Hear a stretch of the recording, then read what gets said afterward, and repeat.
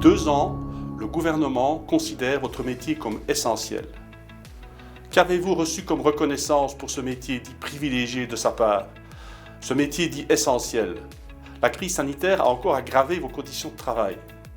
Vous n'en voulez plus. Venez nous retrouver place Surlet-de-Choquier ce jeudi 10 février. 9 mois de gestation pour accoucher d'une coquille vide. Dans le cadre des négociations sectorielles, le gouvernement s'engage sur du passif. La plupart des propositions qu'il nous fait sont en réalité l'objet d'accords passés.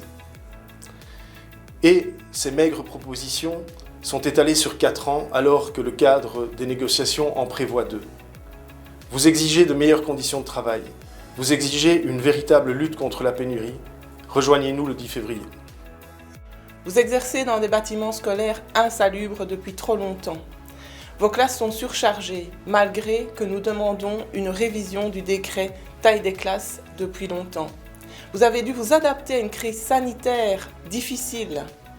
Si vous trouvez cette situation intenable, rejoignez-nous le 10 février à Bruxelles, place Surlet-de-Choquier.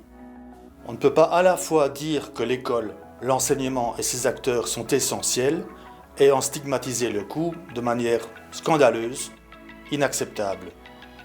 Je cite le ministre-président, les DPPR, les congés de maladie qui coûtent un fric bête. Je ne pense pas que dans un contexte de pénurie, ce soit ce genre de déclaration qui soit utile. Alors si vous aussi vous trouvez ça complètement déplacé et scandaleux, rejoignez-nous le jeudi 10 février.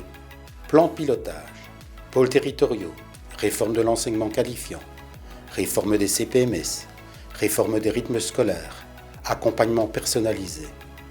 Cette avalanche de réformes arrive à un rythme effréné dans un contexte de crise sanitaire compliqué. Une bouffée d'oxygène est indispensable pour que l'enseignement et ses personnels regagnent en qualité et en énergie.